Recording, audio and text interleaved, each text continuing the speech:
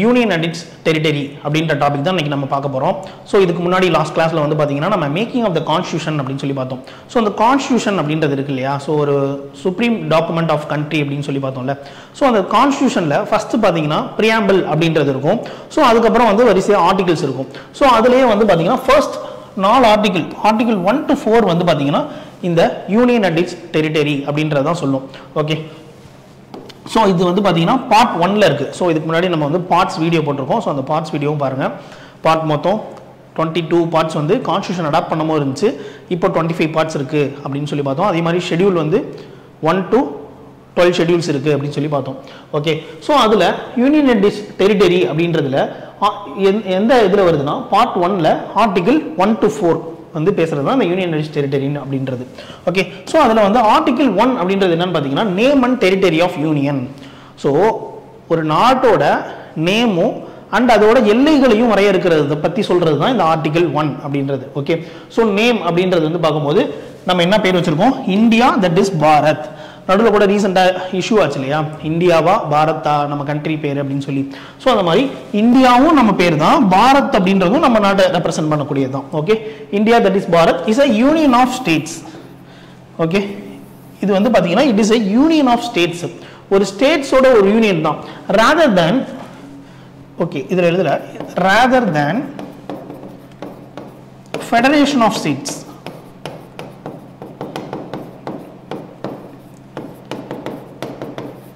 Okay, India that is Bharat அப்படின்றது name is a union of states rather than federation of states. இதுக்கு meaning என்ன அப்படின்னு பார்த்தீங்கன்னா, so நம்ம நாட்டில் ஒரு இந்தியான்ற கண்ட்ரி இருக்கு, அதுல நிறைய ஸ்டேட்ஸ் இருக்கு, மாகாணங்கள் இருக்கு இல்லையா. ஸோ அது எல்லாமே வந்து பார்த்தீங்கன்னா நம்ம நாடு தான் ஃபர்ஸ்ட் உருவாச்சு, அதுக்கப்புறம் தான் நம்ம வந்து ஸ்டேட் வந்து உருவாக்கணும். அதுவே அமெரிக்கான்ற கண்ட்ரி எடுத்துக்கிட்டிங்கன்னா முதல்ல நிறைய தனித்தனி மாகாணங்களாக இருந்துச்சு.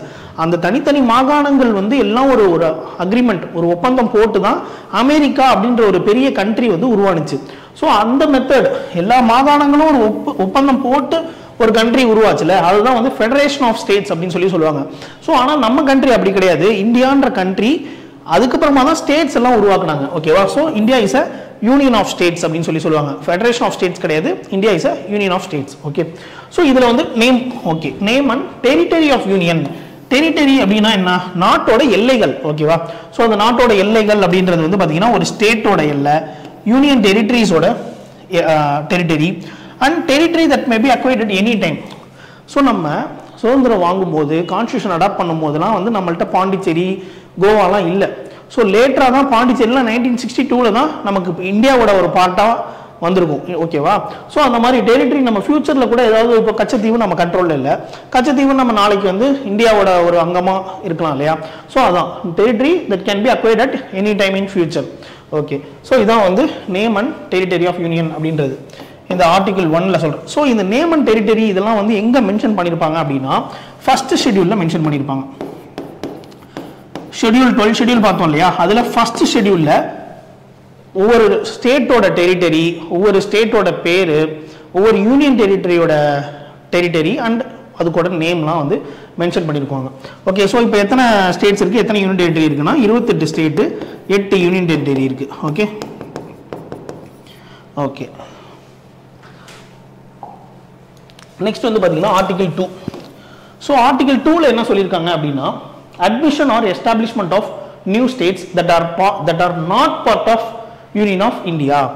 அதாவது இதுக்கு முன்னாடி ஒரு பார்ட் வந்து இந்தியாவோட ஒரு இந்தியா என்ற கண்ட்ரிக்குள்ளார இல்லை.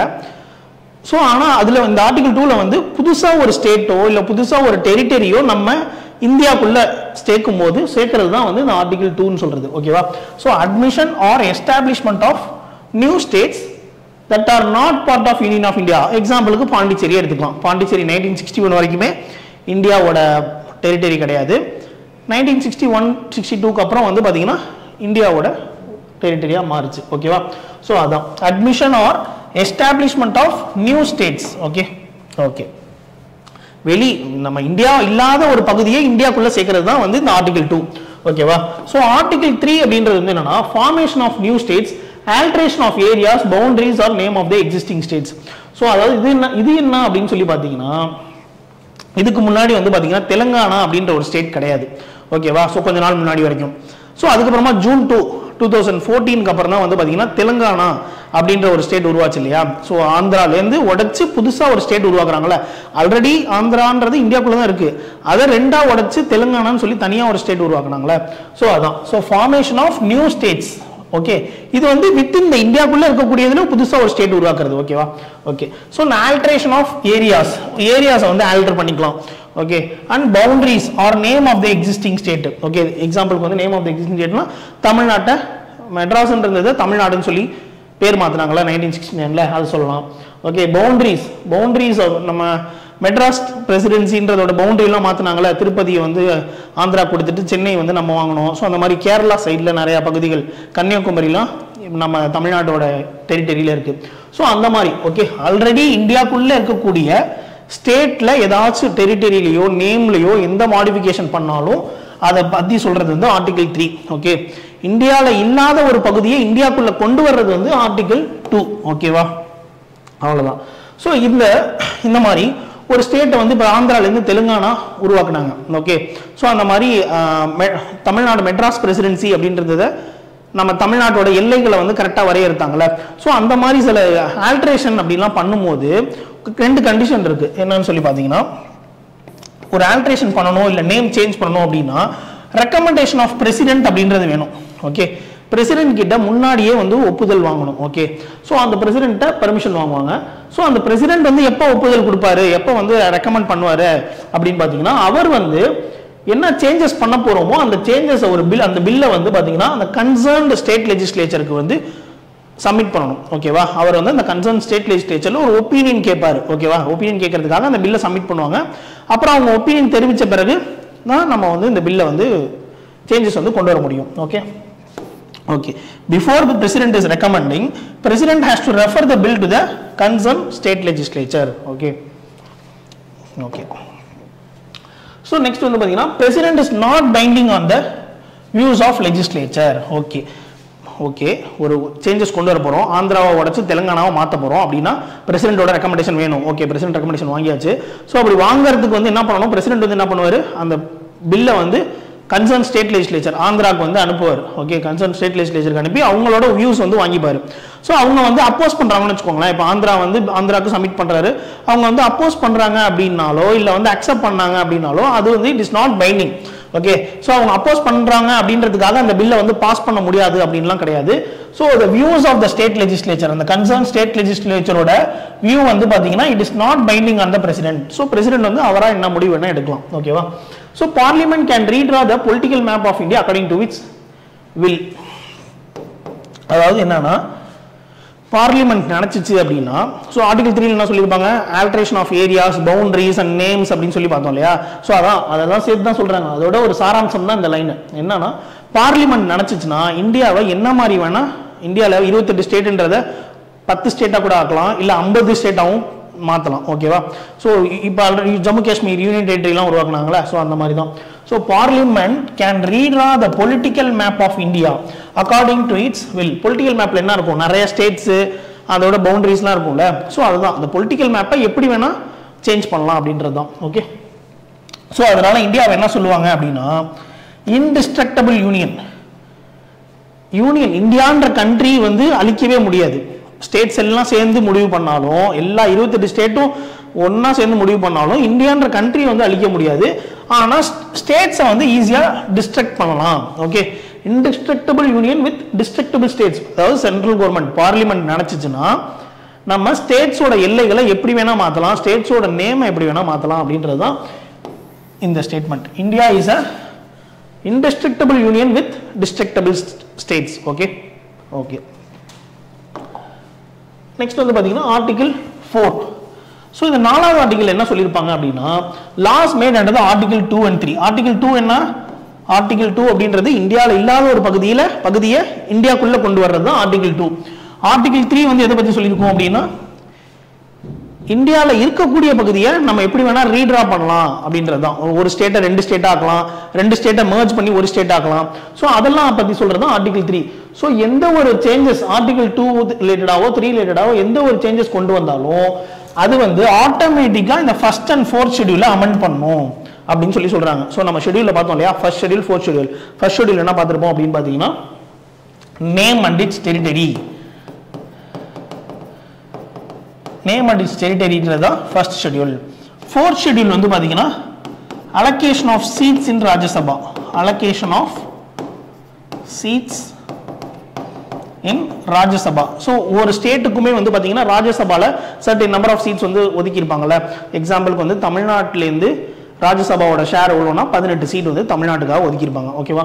ஸோ அந்த மாதிரி லோக்சபாக்கு வந்து தமிழ்நாடு 39, ஸ்டேட் லெஜிஸ்லேட்டிவ் அசம்பிளியில் எத்தனை சீட்ஸ் இருக்கு, எம்எல்ஏக்கு 234. அந்த மாதிரி ராஜ்யசபாக்கு தமிழ்நாட்டோட ரெப்ரசன்டேஷன் எவ்வளோன்னு பார்த்தீங்கன்னா 18 சீட்டு. ஓகே, ஸோ அந்த மாதிரி அதான். ஸோ ஆர்டிகல் 2 ரிலேட்டடாவோ 3 ரிலேட்டடாவோ நீங்கள் எந்த ஒரு லா பாஸ் பண்ணாலும் அது ஆட்டோமேட்டிக்காக ஃபர்ஸ்ட் அண்ட் ஃபோர்த் ஷெட்யூலை அமெண்ட் பண்ணும் அப்படின்றது சொல்லியிருப்பாங்க. அதுதான் வந்து ஆர்டிகல் 4.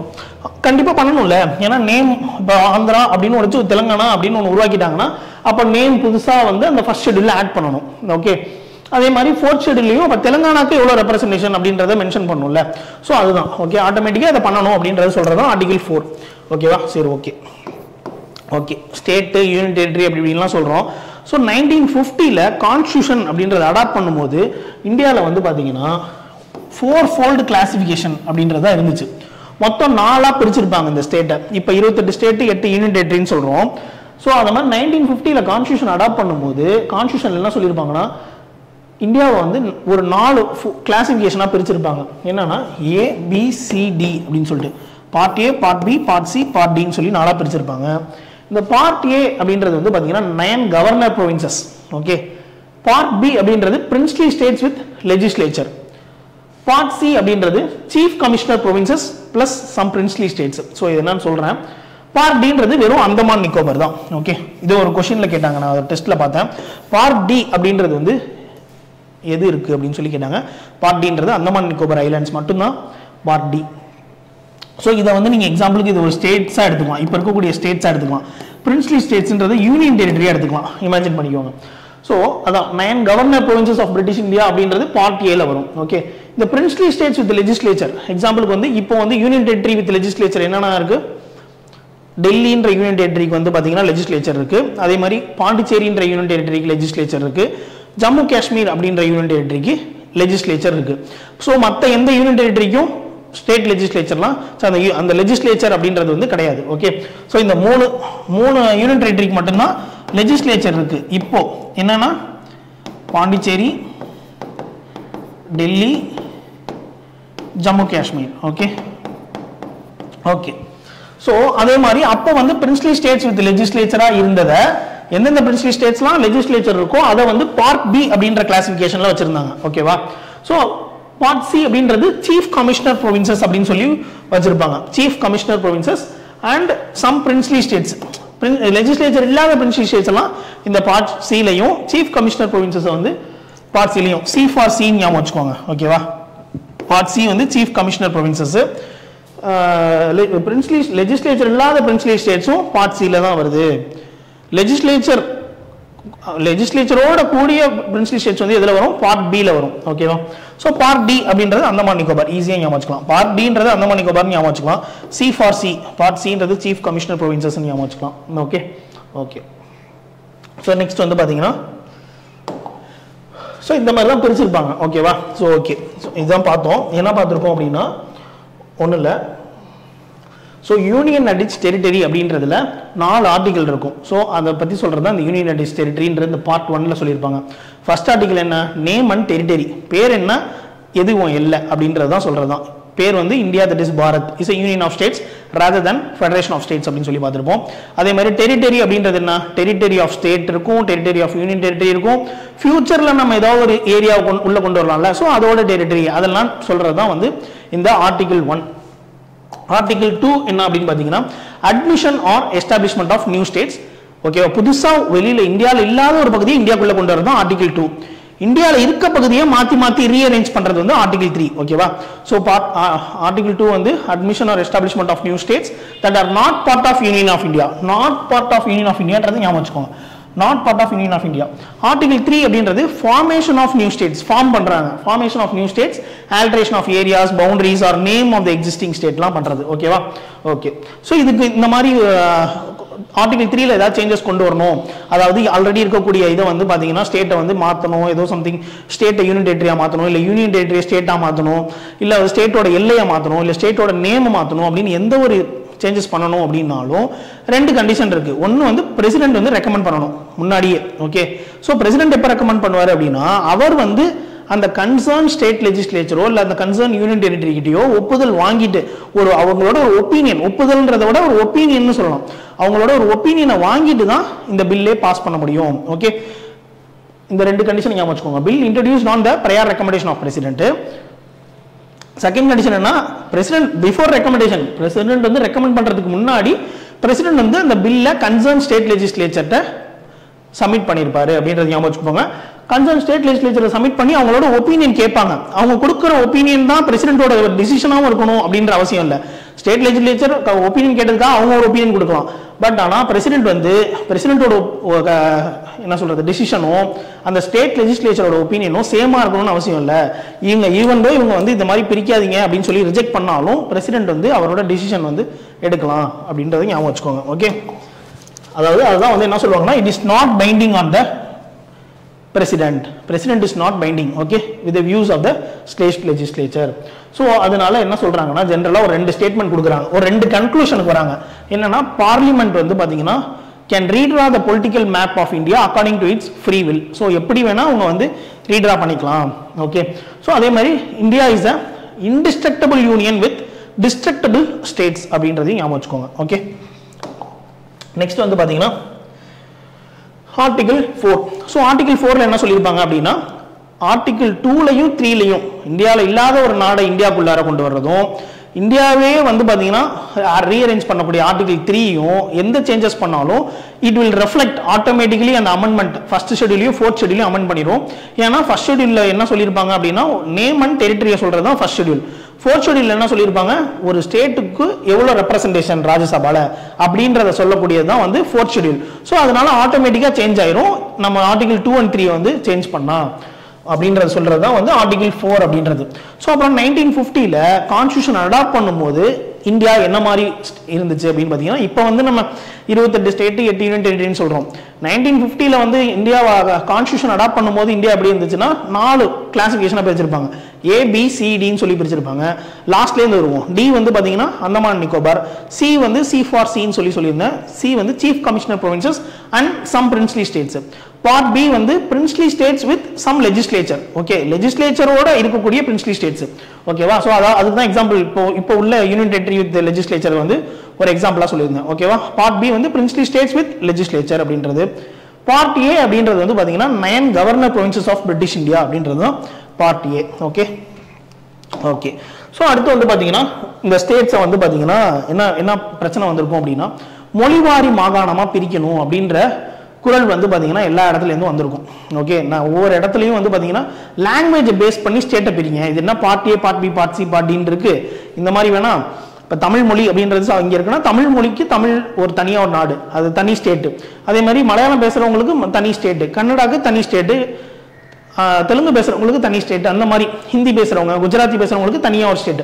ஸோ அந்த மாதிரி மொழிவாரி மாகாணங்கள் பிரிக்கணும் அப்படின்ற கோரிக்கை வந்து இந்தியாவில் இருக்கக்கூடிய பல்வேறு இடங்கள்லேருந்து பயங்கரமாக வந்திருக்கும். ஸோ அப்போ வந்து இது ஓகே, இப்போ எந்த ஒரு டிசிஷன் எடுக்கணும்னாலும் என்ன பண்ணுவாங்க, ஒரு கமிட்டி போட்டு அவங்களோட ரெக்கமெண்டேஷன்ஸ் கேட்டு அதுக்கப்புறமா தான் கவர்மெண்ட் டிசைட் பண்ணும். ஸோ அந்த மாதிரி போடப்பட்ட கமிட்டி தான் ஒரு 3 கமிட்டி இருக்குது. ஓகேவா, ஸோ அந்த 3 கமிட்டி ஞாபகம் வச்சுக்கோங்க. எஸ்கேதார், JVP committee and Fasal Ali committee அப்படின்றது. ஸோ எஸ்கேதார் கமிட்டி அப்படின்றது எப்போ போடுறாங்க, ஜூன் 1948ல் போடுறாங்க. ஓகே, டிசம்பர் 1948ல் இந்த கமிட்டியோட பீரியட் வந்து பார்த்துக்கோங்க, ஜூன் 1948லேருந்து டிசம்பர் 1948 வரைக்கும் இந்த கமிட்டி ஃபங்க்ஷன் பண்ணுச்சு. ஸோ இவங்க என்ன சொல்றாங்க, இது போடப்பட்டதோட பர்பஸ் என்ன, மொழிவாரி மாகாணங்களை பிரிக்கலாமா வேணாமா அப்படின்றதுக்கான ஒரு ஸ்டடி பண்ணி கொடுக்கக்கூடிய ரிப்போர்ட் தான் இது. ஸோ இவங்களோட கடைசியாக இவங்களோட ரிப்போர்ட்ல என்ன இருக்கும்னா, recommended the reorganisation of states on the basis of administrative convenience. Okay, so administrative convenience காக நீங்க டிவைட் பண்ணுங்க, ரீஆர்கனைஸ் பண்ணுங்க ஸ்டேட்ஸ், ஆனால் லாங்குவேஜ் பேசிஸ்ல வேணாம் அப்படின்னு சொல்லியிருப்பாங்க.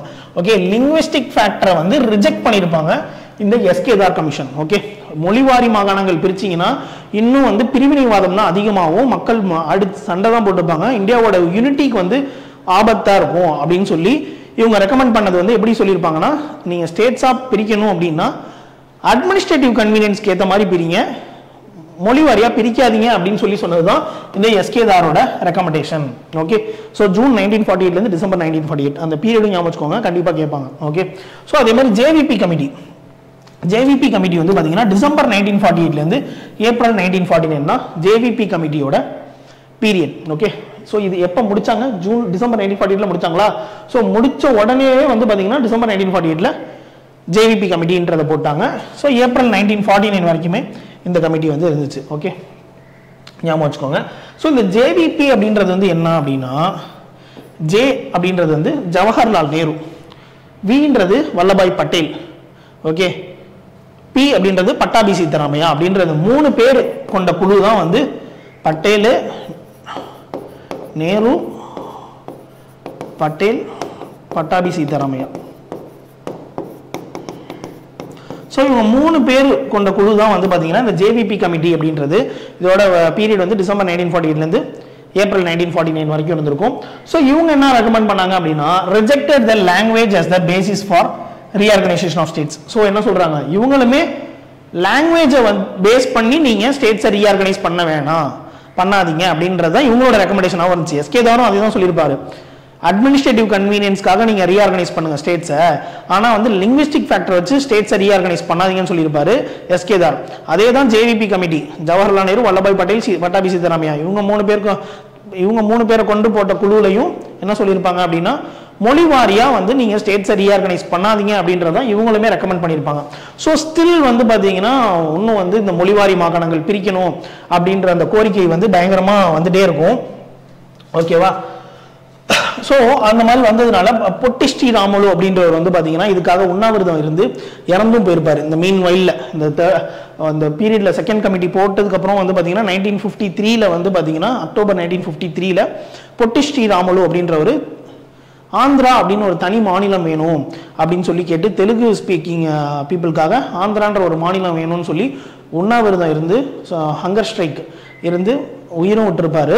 ஸோ அப்போ வந்து பார்த்தீங்கன்னா அப்போ முடிவு பண்ணிட்டாங்க கண்டிப்பாக பிரித்து தான் ஆகணும் அப்படின்னு சொல்லி முடிவு பண்ணி மறுபடியும் ஸ்டடி பண்ணுறதுக்காக இன்னொரு போட்ட கமிட்டி தான் ஃபசல் அலி கமிட்டி அப்படின்றது வந்து போட்டிருப்பாங்க. ஓகே, ஸோ இந்த ஃபசல் அலி அப்படின்றவர் தான் வந்து பார்த்தீங்கன்னா சேர்மேனாக இருப்பார். ஓகே, 2 பேர் இருப்பாங்க, சேர்மேன் இல்லாமல் 2 பேர், KM பனிக்கர் அப்படின்னு ஒருத்தர் இருப்பார், ஹச்சன் குன்ஸ்ரு அப்படின்னு ஒருத்தர் இருப்பார். ஃபசல் அலி வந்து சேர்மேன், அதர் மெம்பர்ஸ் யாருன்னா KM பனிக்கர், ஹச்சன் குன்ஸ்ரு அப்படின்றவங்க தான் வந்து இதில் இருப்பாங்க. ஸோ இதோட பீரியட் வந்து பாருங்க டிசம்பர் 1953, அக்டோபர் 1953 பொட்டி ஸ்ரீராமுலு இறந்தார் இல்லையா உண்ணாவிரதத்தில். ஸோ ஓகே, ஸோ இப்போ பிரிச்சே ஆகணுன்ற ஒரு கட்டாயம் வந்துருச்சு. ஸோ அதனால ஒரு போடப்பட்ட குழு டிசம்பர் 1953 செப்டம்பர் 1955 வரைக்கும் கிட்டத்தட்ட 2 இயர்ஸ் வந்து இவங்க டைம் எடுத்துக்கிட்டாங்க பாருங்க. ஓகே, 2 இயர்ஸ் டைம் எடுத்து ஒரு ரெக்கமெண்டேஷன் கொடுக்குறாங்க. அவங்க என்ன சொல்றாங்க அப்படின்னா, accepted the language as the basis for reorganization of states. Okay, so ஒரு லாங்குவேஜ் வந்து பார்த்தீங்கன்னா நீங்கள் ஒரு பேசிஸாக வச்சு நீங்கள் ஸ்டேட்ஸை ரீஆர்கனைஸ் பண்ணுங்க அப்படின்னு சொல்லி ஒத்துக்கிட்டாங்க. பட் ஒரு கண்டிஷன் வச்சிருப்பாங்க, இதுக்கு முன்னாடி உள்ளவங்க எல்லாருமே லாங்குவேஜை பேஸ் பண்ண வச்சு ரீஆர்கனைஸ் பண்ணாதீங்க ஸ்டேட்ஸை அப்படின்றது தான் யார் எஸ்கே தாரோட ரெக்கமெண்டேஷன் அண்ட் ஜேவிபி கமிட்டியோட ரெக்கமெண்டேஷனும் இருந்துச்சு. ஓகே, இந்த ஃபசல் அலி தான் முதல்ல லாங்குவேஜை பேசிஸாக வச்சு நீங்கள் ஸ்டேட்ஸை ரீஆர்கனைஸ் பண்ணிக்கோங்க அப்படின்ற ஒரு அக்செப்ட் பண்ணுறாரு. பட் ஆனால் ஒரு கண்டிஷன் போடுறாரு, என்னன்னா 1 language 1 state அப்படின்ற மாதிரி வேணாம், அது இன்னும் பிரச்சனை தான் ஆகும் அப்படின்னு சொல்றாரு. 1 language 1 state, இப்போ தமிழ் பேசுகிற மக்களுக்காக தமிழ் ஸ்டேட், மலையாளம் பேசுறதுக்காக மலையாளம் ஸ்டேட் அப்படின்னு இப்போ இருக்குல்ல. ஸோ அந்த மாதிரி வேணாம், 1 language 1 stateன்னு வேணாம், பட் ஆனால் லாங்குவேஜ் ஒரு பேசிஸாக வச்சு நீங்கள் ரீஆர்கனைஸ் பண்ணிக்கோங்க அப்படின்னு சொல்லி அக்செப்ட் பண்ணது வந்து ஃபசல் அலி கமிஷன் வந்து அக்செப்ட் பண்ணியிருப்பாங்க. ஓகே, ஸோ அது மட்டும் இல்லாமல் அடிஷ்னலாக ஒரு 4 ஃபேக்டரை வந்து நீங்கள் வந்து taken into consideration.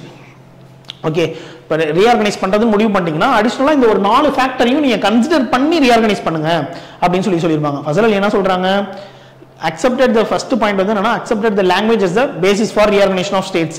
Okay, but என்ன சொல்லியிருப்பாங்க, பட்னு ஒரு கண்டிஷன் சொல்லியிருப்பாங்க. பட் 1 language 1 state அப்படின்றத வந்து பார்த்தீங்கன்னா ரிஜெக்ட் பண்ணியிருப்பாங்க. அது இல்லாமல் ரீஆர்கனைஸ் பண்ணும்போது இந்த நான் சொல்லக்கூடிய ஒரு 4 பாயிண்ட்டை வந்து கன்சிடர் பண்ணிக்கோங்க, கன்சிடர் பண்ணிட்டு ரீஆர்கனைஸ் பண்ணுங்க அப்படின்னு சொல்லியிருப்பாங்க. ஸோ அந்த 4 பாயிண்ட் என்ன அப்படின்னா, strengthening the unity and security of nation, அதாவது நாட்டோட ஒற்றுமை மற்றும் பாதுகாப்பை வந்து மனசுல வச்சுட்டு நீங்க ரீஆர்கனைஸ் பண்ணுங்க அப்படின்னு சொல்றாங்க. ஸோ அடுத்தது linguistic and cultural homogeneity. Okay, so லிங்குவிஸ்டிக்னா மொழி வாரியா வந்து ஒரு ஹோமோஜினியஸா இருக்கணும். அது மட்டும் இல்ல, மொழி வாரியா மட்டும் இல்ல, கல்ச்சுரலாவும். ஓகே, லிங்குவிஸ்டிக் அண்ட் கல்ச்சுரல் அப்படின்ற ஒரு ஃபேக்டர் வந்து கன்சிடர் பண்ணுங்க அப்படின்னு சொல்லியிருப்பாங்க. அதுக்கப்புறம் வந்து பாத்தீங்கன்னா financial, economic and administrative convenience. So இதை பேஸ் பண்ணி இதையும் கன்சிடரேஷனுக்கு வச்சுக்கோங்க. Financial consideration and economic and administrative கன்வீனியன்ஸையும் வந்து கன்சிடர் பண்ணி நீங்கள் ரீஆர்கனைஸ் பண்ணுங்கன்னு சொல்லுவாங்க. அப்புறம் நாலாவது ஃபேக்டர் என்னன்னா planning and promotion of welfare of the people. So மக்கள் நலனை வந்து மனதில் வச்சு நீங்கள் வந்து ரீஆர்கனைஸ் பண்ணுங்க. Welfare of the people in each state and nation as a whole. Okay, ஒரு நாட்டோட ஒட்டுமொத்த நலனை கருதியும் ஒவ்வொரு ஸ்டேட்ல இருக்கக்கூடிய மக்களோட நலனை கருதியும் வந்து நீங்க வந்து ரீஆர்கனைசேஷன் அப்படின்றது பண்ணணும் அப்படின்னு சொல்லியிருப்பாங்க. ஓகே, ஸோ இதான் அந்த 4 ஃபேக்டர்ஸ். இதை அப்படியே நோட் பண்ணிக்கோங்க.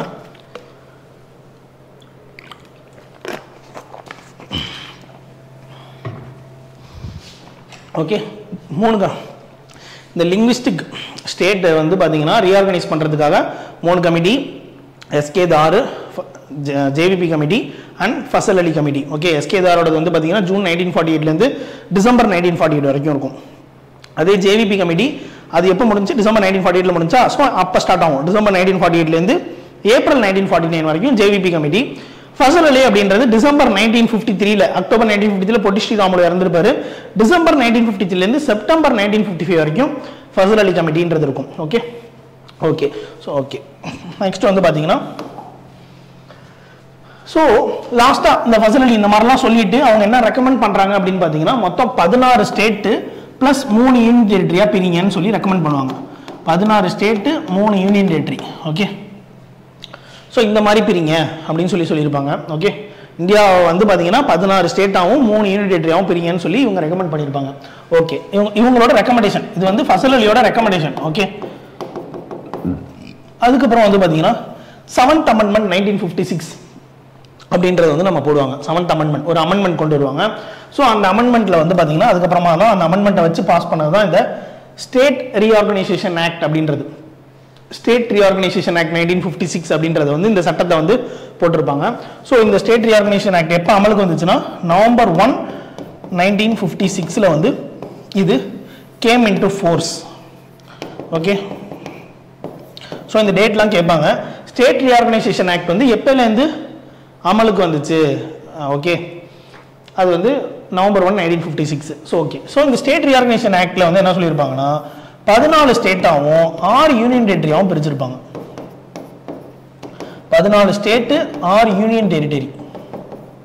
ஃபசல் அலி ரெக்கமெண்ட் பண்ணது வந்து என்ன 16 + 3, 16ன்றது ஸ்டேட்டு, 3ன்றது யூனியன் டெரிட்டரி அப்படின்னு ஃபசல் அலி ரெக்கமெண்ட் பண்ணியிருப்பாரு. ஆனால் ஸ்டேட் ரீஆர்கனைசேஷன் ஆக்ட்ல வந்து 16 state, okay 14 state and 14 and 6, okay 13, okay sorry பார்த்துக்கோங்க 16 அண்ட் 3.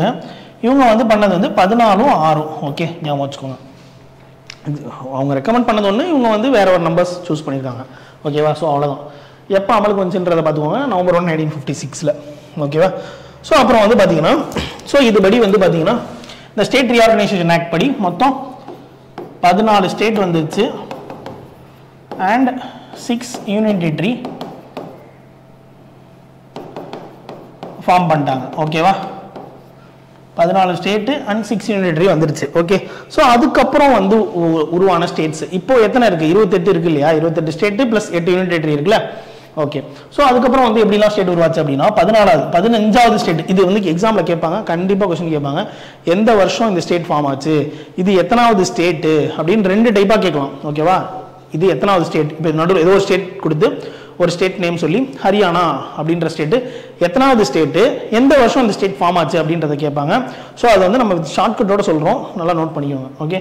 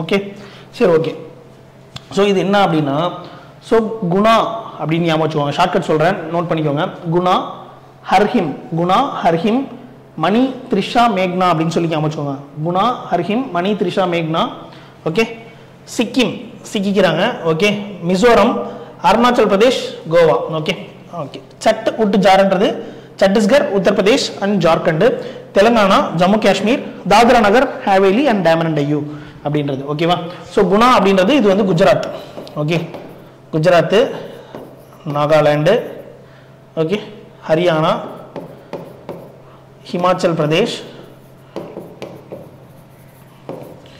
மணின்றது மணிப்பூர் திரிபுரா மேகாலயா ஓகே சிக்கிம் மிசோரம் இது வந்து அருணாச்சல் பிரதேஷ் இது கோவா சட்டுன்றது சத்தீஸ்கர் உத்தரப்பிரதேஷ் ஜார்க்கண்ட் தெலுங்கானா ஜம்மு காஷ்மீர் ஓகே ஸோ இதோட இயரும் ஞாபகம் வச்சுக்கணும் ஓகேவா ஃபர்ஸ்ட் வந்து பார்த்தீங்கன்னா 1956 இதெல்லாம் உருவாயிடுச்சு 14 state and 6 union territory okay so அதுக்கப்புறம் குஜராத் வந்து பார்த்தீங்கன்னா 1960 உருவாயிருக்கும் இது 1963 1966 1971 இது உருவாயிருக்கும் இது எல்லாம் வந்து பார்த்தீங்கன்னா 1972 ஓகே சிக்கிம் வந்து 1987 உருவாயிருக்கும்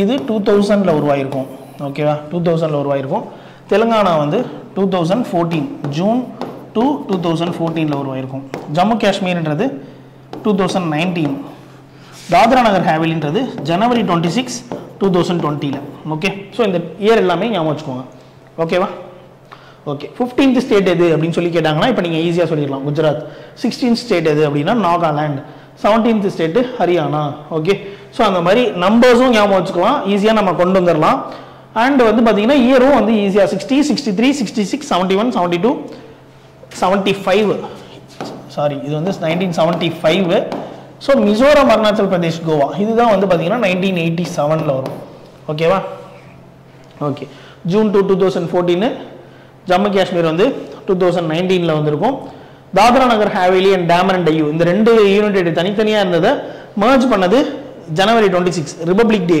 2020 ரிபப்ளிக் டே அன்னைக்கு தான் இதை பண்ணியிருக்காங்கன்றது ஞாபகம் வச்சுக்கலாம் ஓகே ஸோ இதுக்குள்ள ஷார்ட்கட் தான் என்ன சொன்னேன் அகைன் சொல்கிறேன் குணா ஹர்ஹிம் இந்த ஷார்ட்கட்டை மட்டும் தனியாக எழுதி வச்சுக்கோங்க குணா ஹர்ஹிம் குணான்னு ஒரு ஆள் அப்புறம் ஹர்ஹிம்னு ஒரு பையன் ஓகே அவங்க எல்லாம் சேர்ந்து மணி த்ரிஷா மேக்னா அப்படின்னு சொல்லி ஞாபகம் வச்சுக்கோங்க மணி த்ரிஷா மேக்னா எல்லாம் வந்து பார்த்தீங்கன்னா சிக்கிக்கிறாங்க மாட்டிக்கிறாங்க குணா ஹர்ஹிம் மணி த்ரிஷா மேக்னாலாம் சிக்கிக்கிறாங்க ஓகே எங்கன்னா மிஸ் கிட்ட சிக்கிறாங்க ஓகே மிஸ் கிட்ட சிக்கிறாங்க